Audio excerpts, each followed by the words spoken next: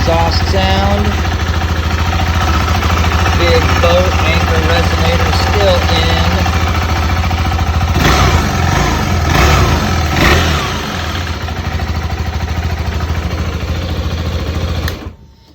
Doesn't sound too bad, but let's see what getting that big chunk of metal out of there called a resonator and put a mid pipe in. See what that delete does.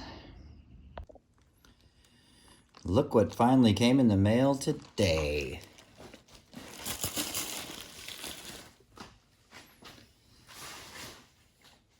I ordered an exhaust system from the header back to the muffler for my 23 KTM 390 Adventure. There is the resonator delete pipe right there. Goes onto the header, thunk, just like that. And it takes out that big waste of space, the resonator. The mid pipe attaches to the resonator delete, and then it goes up to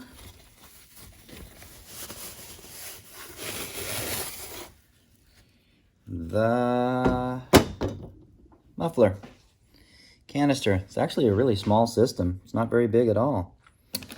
Got the hardware for it. I think this system was about $140 or $150 off of eBay. It looks like it's actually really well made. It's all stainless steel, nice TIG welds on there. Looks like they did a pretty decent job. I know quite a bit about welding, and they look pretty clean, pretty nice. One thing that I do want to point out, this is Akrapovic. I'm sure there is some way they have changed the name or modified it or altered it somehow to get around copyright law, because this is not an Akrapovic system. An Akrapovic system like this, I believe, is going to cost on the order of $350 to $400. Like I said, this one was about $150 shipped to me. So this part I don't really dig. I don't like that, just because the system seems a good enough quality. I don't know why you would need to put somebody else's brand on your system when your system seems good enough on its own, you know, and especially at the price point, it's really good.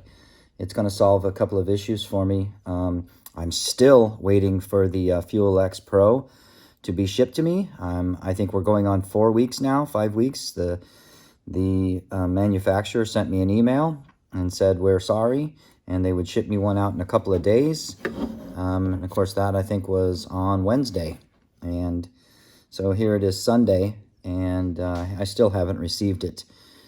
I did buy that from an eBay store as well, and I did buy it from the manufacturer's eBay store. I tend to do that just because in the past, if I've had issues with something and I bought it from like a vendor, a middle person vendor, if I did have issues with it and I called the manufacturer, they'd tell me they couldn't help me because I didn't buy it from them. Then you'd call the middle person and say, hey, I got a problem with your system, and they'd tell you to call the manufacturer. So it becomes this kind of cyclic argument. And so if I can, I try to order straight from the manufacturer. However, I am really getting a little ticked off with them now. I'm going on 4 weeks, 5 weeks of still waiting for it. I wanted to install this system with the fuel controller at the same time, so that I could get it all set up for the system. I like to just do everything at once when I can, get it out of the way right off the bat. One of the other things I did by mistake before I ordered this system, I was originally intending to just order this delete pipe for the resonator, and I obviously might have had a couple of cocktails and screwed up when I placed that order because I ordered a mid pipe. And so I have an extra mid pipe here. If anybody needs a mid pipe, just drop me a comment or something, and we can work it out. I think it was maybe $60, $50, something like that, $40. I can't remember. I'd have to look at the invoice for it. But there it is, and now I have two of them identical, and I only need one. So So like I said, drop me a comment if you think about it, or if you think you might need one. Other than that, I'm going to go ahead and get this system installed. And I have not taken this system off this bike before. It'll be my first time, so I'm going to shoot the video just like you would be installing it yourself if you hadn't pre-installed it and then taken it all apart just to shoot a video. So mine will be straight, clean, first go around right off the bat, and we'll see if it goes smoothly or if I have any issues. Okay, so I took the belly pan off already, so you didn't have to bear with me through that. I call it a belly pan, not a skid plate, because I wouldn't want to hit anything with that. It wouldn't be a very good skid plate at all. So, I'm going to start back here, work my way forward. I've got a 12 millimeter,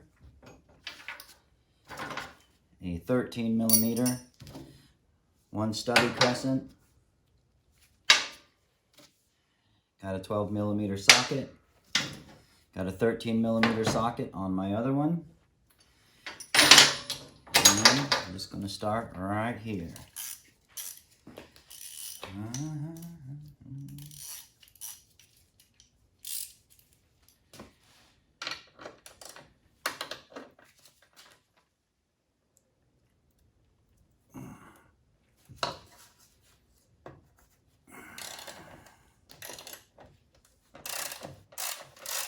And I've never taken this system off before, so hopefully you'll get an idea what it's like to put one of these on just straight out of the box, having never done it on this particular bike. I have done many other motorcycles, so I do have experience with it, but not on this particular bike. All right. That first one, that was a 12 and a 13, 12 millimeter nut, or excuse me, 12 millimeter bolt with a 13 millimeter nut. Now I'm going to come down here to the clamp, and it is a 12 millimeter clamp. I did already give these a little shot of my penetrating oil there. Any exhaust parts, if you can pre-soak them, you should, just because exhaust parts get heated, rapidly cooled, and heated over and over and over again. And that constant heat cycling of the metals tends to fatigue them and harden them, and then of course kind of accelerates rusting and corrosion on the parts. And therefore most exhaust parts, if they've been in service, the bike now has, I think I got 4,200 something miles on it. And again, it is only, I've only owned it now, I think 2.5 months now, maybe 2.5 months, 3 months. Yes, I do ride a lot. And if you've watched my other videos, you'll see some of the stuff I've ridden through. Now, honestly, another reason that I'm replacing some of this stuff is in one of my videos, I hit a massive road, I hit a road that was covered thick in Mormon crickets, and I mean thick. You don't think of a bug as being that much of a problem, but when I say covered in crickets, I mean absolutely covered in crickets. And so what that did was, for one thing, even though I've washed this bike a couple of times to try to get the bugs off of it, I'll start the bike every now and then and it'll still stink of those crickets. I mean, it just reeks. It's just this vile, putrid smell. Drop that. Now, I do have a bike lift, so I realize a lot of people don't have bike lifts, but I do. And anytime I got to work on anything low like this, you know, I am getting old. My back doesn't deal with bending over for long periods of time. This is just a Harbor Freight bike lift. It's nothing fancy or special. They're pretty affordable, pretty inexpensive. In fact, I bought this one used. I didn't even buy it new. And I think I paid the guy like $100 for the bike lift. But be forewarned, they do have their faults. They do have their problems. All right, so there's the exhaust pipe. And if you look inside, there are tons of just the gross nastiness of the crickets just burned, etched into my pipes. And it really, really stinks. God, does it stink. Still on the canister. That's okay, because this canister is hideous anyway, so I don't mind getting rid of it. The next thing that I do is, if I pull this stuff apart, I always reassemble it back in the order that I took it off in. There is a rubber grommet in here. I'm going to leave that in. The new pipe did not come with instructions. So I'm going to have to troubleshoot it a little bit, sort it out for the correct assembly as far as its mounting hardware and stuff. But for now, on this pipe, I just fit them back together loosely. And should the condition ever arise where I need to reuse this pipe for some reason, or maybe somebody else needs this pipe, then I've got it all together and ready to go. I leave the clamp on, I leave the clamp in place, I leave the heat shield on. Just leave all that stuff together. Okay, so that takes care of the canister, the big, old, hideous, ugly canister. Now the next thing is this guy right here. This is the resonator. Now I have a philosophy, and I got lots of philosophies, but I have a philosophy when it comes to things that are on my motorcycle. If they're not adding to the performance, then they are taking away from the performance. And what I mean by that is, from every bit of research and study that I have done, this resonator is nothing but meeting an EPA requirement. In other words, the Environmental Protection Agency here in the US, that's an 8mm. You'll need an 8mm on those, it looks like. But they're just meeting an EPA requirement for noise. That's it. Well, most of us motorcyclists, I mean, yeah, we care about noise. I care about noise. I don't like a really stupid loud bike, you know? But, you know, noise is usually not one of my first issues of concern with my motorcycle. Usually it's going to start, obviously, for me with comfort and performance. The older you get, the less you care about vanity and the more you care about function. And that's definitely, that's pretty much sums me up. All right.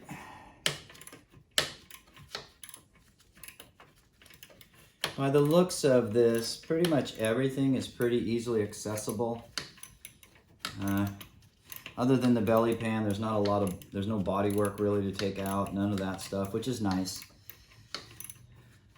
When I used to ride cafes all the time, half the time you spent, you know, just excavating down to the area you wanted to work in.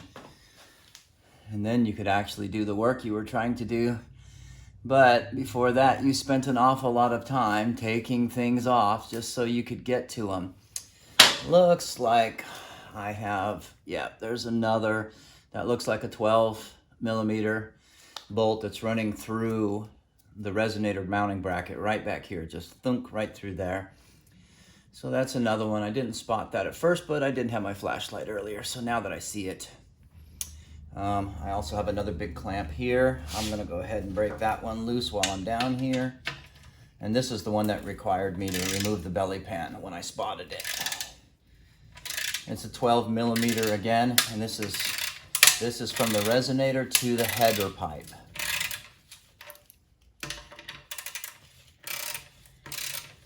And I did spray this one down with the penetrating oil already too.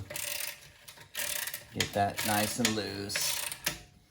Even though the bike is relatively new, it does have. Like I said, I've gotten over 4,000 miles on it now, so even though it's relatively new, it still has heat cycling, a lot of heat cycling based on the mileage that I've done.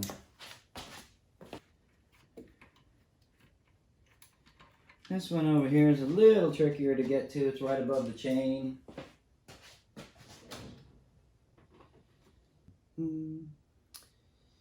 Yeah, there's an empty bolt hole on this side where that main mounting bolt goes through.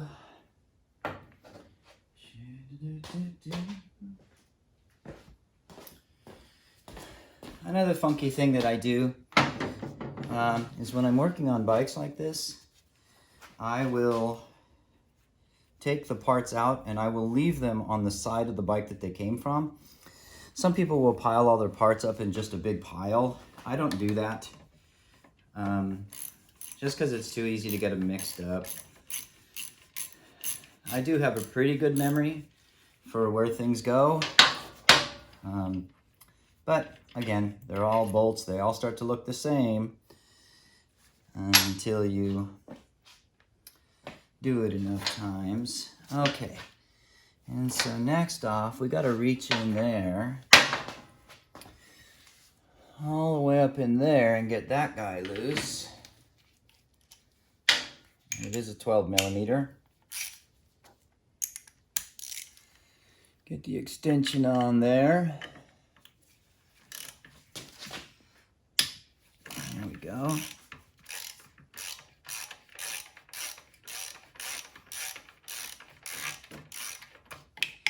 Try to give you a better view of the bolt that I'm working on here. I hate to show stuff where other folks can't see it. Let's see here. It's that bolt right there. That one's got to come out. This one here had to come out. Notice there's another bushing right there, metal bushing into a rubber bushing right there. There is the main clamp. This is the header pipe right here. This is the resonator right here. There's the clamp bolt right there. And on this side, we just have the bolt. Let's see here. Where am I at? There it is.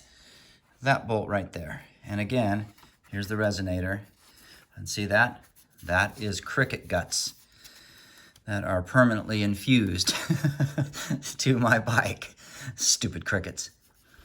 And there's that bolt that you'll be removing as well. So there's a grand total of 3 bolts on there. These on the top side are both 8 millimeters. And the other one is a 12 millimeter. And the clamp to the header, from the resonator to the header, this is also 12 millimeter right down here. It's got a welded nut, so you don't have to use a backing wrench. Just take it loose right here. When you put your new clamps on, I always try to orient them as the factory did so that they could be easily accessible.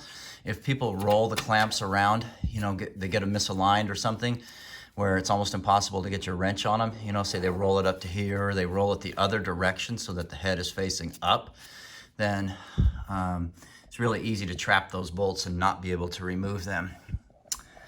Okay, so I'm gonna go ahead and take this one out all the way.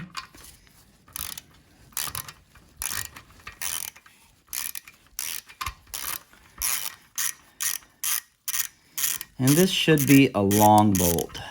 It's going all the way through the resonator there. Hopefully nothing's going to get in the way of it. Feels like there's some wiring right there. Feels like it's hitting the foot peg bracket right there too. And I can't tell how far out it is if the resonator will be able to slip off, if it's far enough out for that. See, that's what you call interference fit. And interference fits make your life a lot more unpleasant. Just because, bonk, bonk, bonk, right there on the foot peg bracket. So then if we look up at the foot peg bracket, well, let's see here. We've got swing arm pivot bolt running through the foot peg bracket. We have a lower mount for the foot peg bracket right there.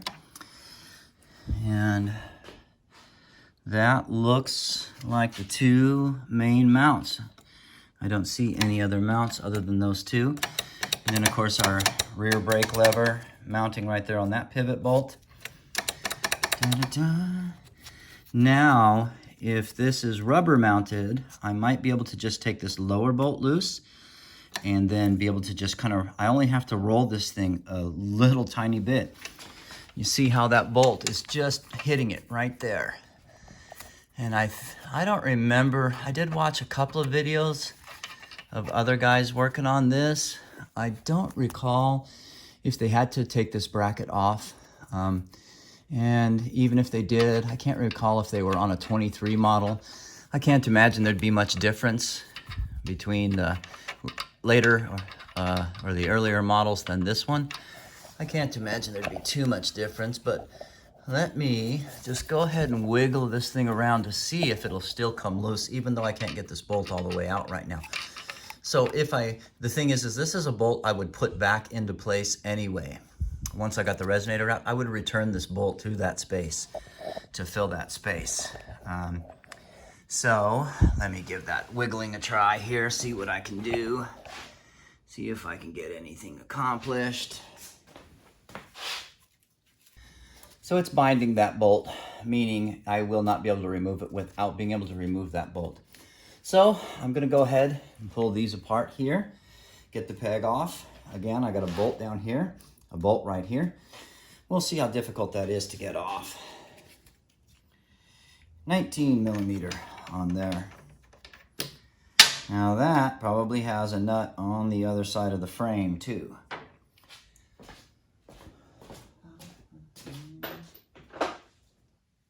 Yep, sure does. Now, having done other projects on this bike, the manufacturer is extremely fond of Loctite. So,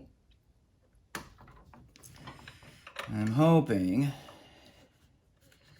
that I don't run into any Loctite here.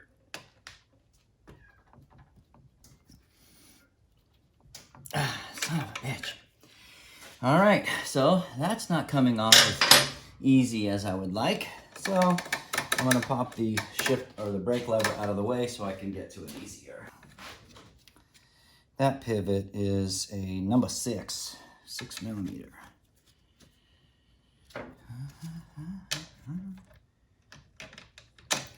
Yeah, you know, a lot of people complain about these foot pegs, but they don't bother me. Even off-road, they don't bother me. I get by just fine with them.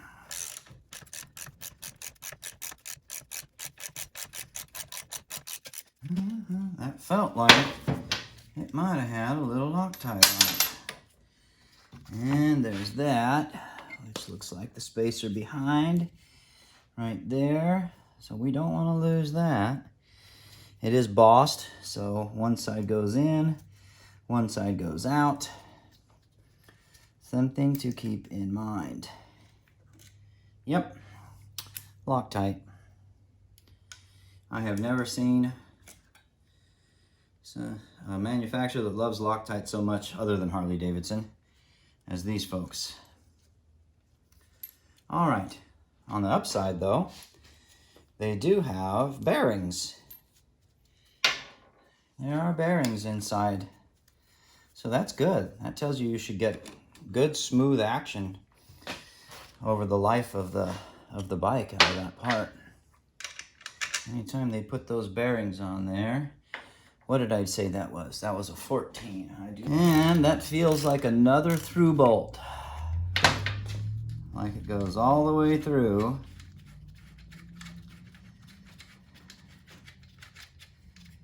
And so, because of that, I have to remove the whole thing, unfortunately. And that side's got a nut on it. Damn it. So I can imagine if you're somebody that doesn't have, you know, the access to, you know, a lift or something like that, like this, or, you know, I've got a whole giant toolbox full of different tools. But if you were somebody who didn't have access to all of this stuff, these kinds of things could be a real big problem for you. Oh.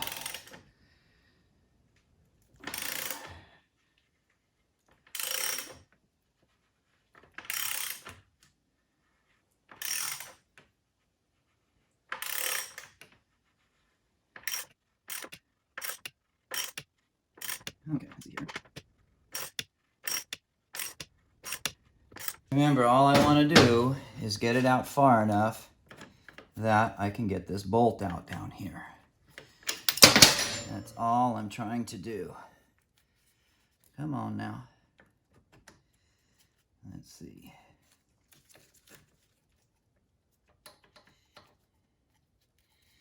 And they've got a wire running right through here. It's running into the engine case, into the clutch side here on the case. So who knows what that sensor is doing. Come on now. I think my camera is dying. Be right back.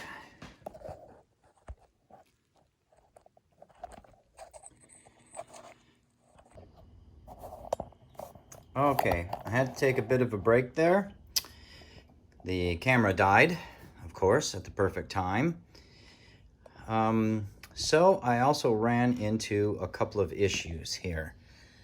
First off, I did get the exhaust system on. There you go, you can see it right there. I am a bit concerned.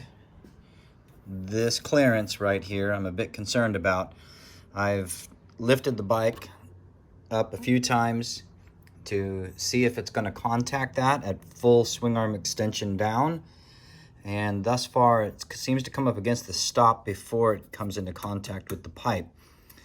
But it's going to be kind of hard for me to tell exactly. I have tried to adjust it so that it sits as low as possible because of this interference right here. I think that ideally there should have been another bend in this pipe right through here in this area. But both of the mid pipes that I got are exactly the same bend, same radius, same distance, same everything there. So I guess we'll see how it goes. This is supposed to be a setup for this bike, made for this bike. The attachment back here, you have to, unfortunately, none of these come with instructions. So you are literally on your own. They send you this little bracket here, so I had to add that in just to get the correct down and over offset of the canister. Otherwise, if I tried to anchor it to the original mounting point, it's too high up. It's way too high up. And then there's no clearance down here. So we'll see how that goes. The next thing that I did end up having to do, you do end up having to take the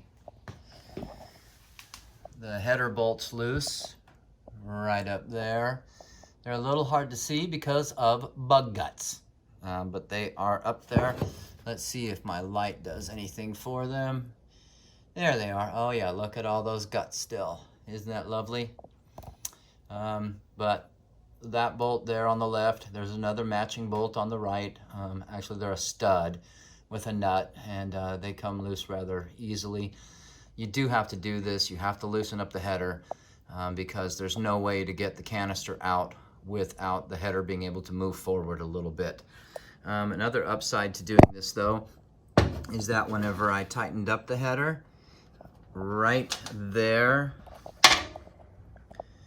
let's see here, try to get it in frame right there. Okay, now you can see that nut right there into the engine. That is one of the oil filters that you need to change whenever you do your oil changes. I don't think you need to do it every single change. I'd have to refer to the manual to see. but it does come in the full KTM kit for the oil change. So there it is, and what I did was I just kind of made sure that my header here was pushed over to the side good enough so that now I have much easier access to it than I did before when I did the last oil change not too long ago. Unfortunately, that does involve taking the whole belly pan frame out. It's got 2, 4, 6 mounting points on it that all run down the center line of the motor, and it's pretty quick to take out. It's not too bad. It's just kind of a pain in the butt to get to everything. Now, the last thing that I'm going to point out is the bolts and the nuts on this bike. I have stripped out more bolts and nuts on this bike. This bike, I think I'm at maybe 3 months old right now, and I have stripped out 6 bolts or nuts on this bike. Now, I have worked on motorcycles that were 30 and 40 years old that have sat out in the pouring rain, and I have never stripped out as many bolts and nuts as I have on this bike. This right here is my swing arm pivot bolt. That right there. I had to loosen it up so that I could push the shaft out a little bit so I could get clearance from the brake, or excuse me, the peg mounts on the other side. I needed the clearance to get that lower bolt out, and of course I did end up having to reuse that lower bolt.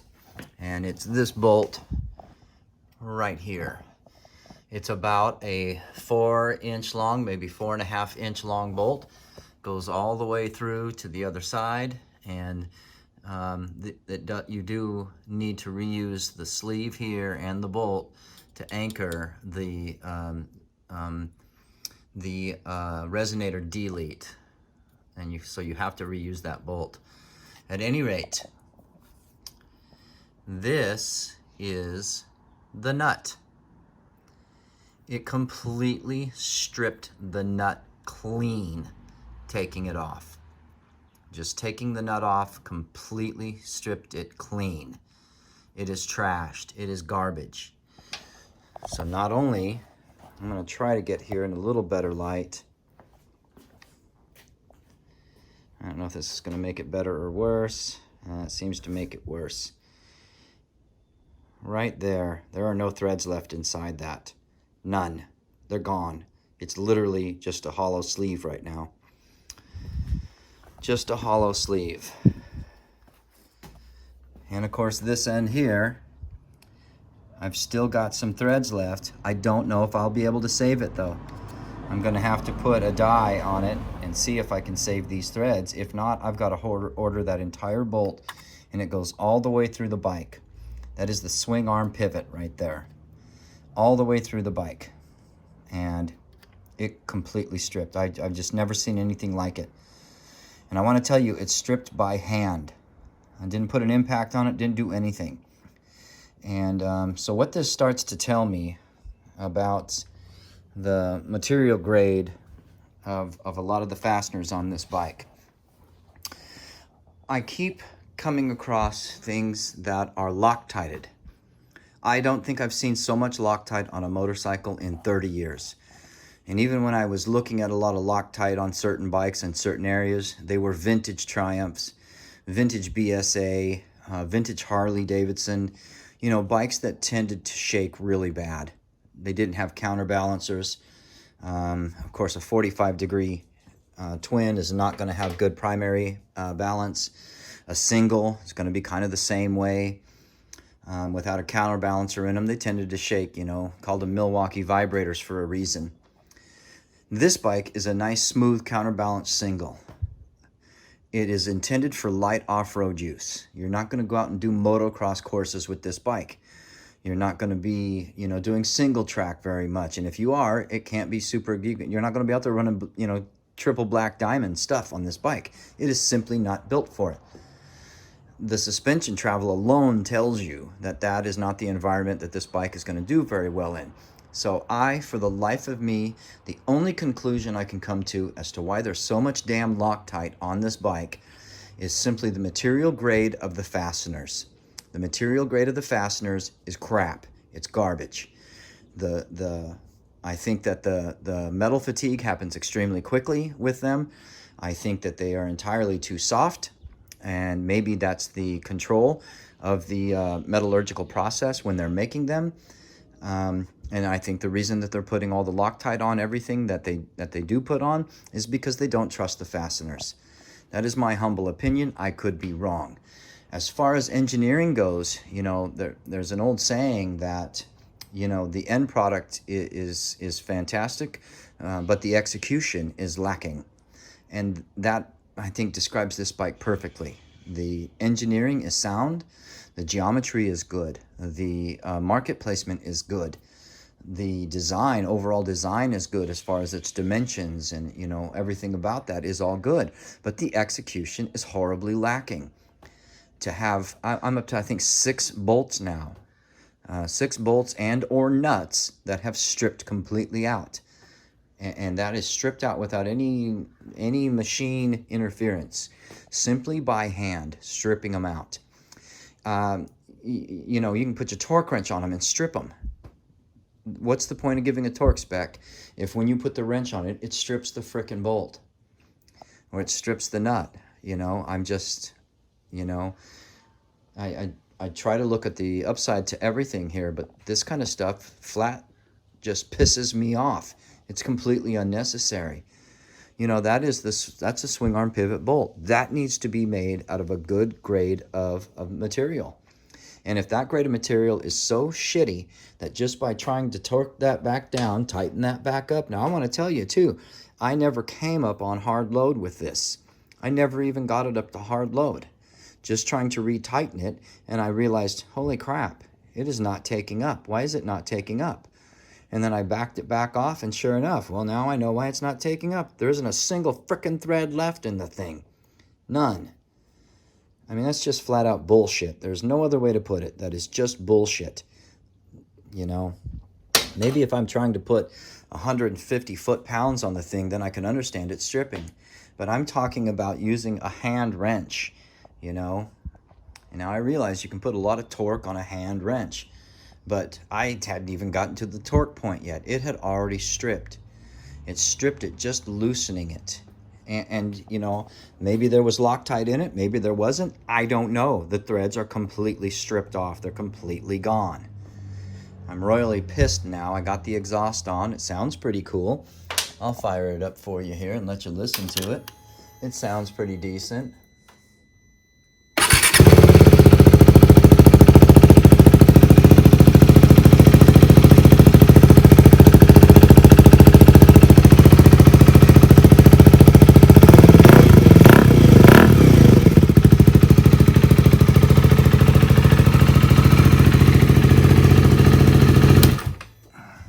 Got a nice sound.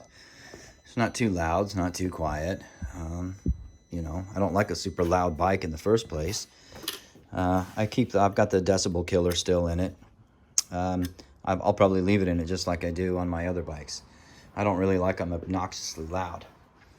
But so that's where I'm at. If you do decide to undertake this modification, just be forewarned. And here's the other really shitty part about this, is that when you start stripping bolts, it starts making you really apprehensive of doing things that you should ordinarily be able to do without concern. It starts to make you really apprehensive. When I had to take that header loose, I thought, oh shit, what am I going to strip out now? You know, just taking the bolts loose.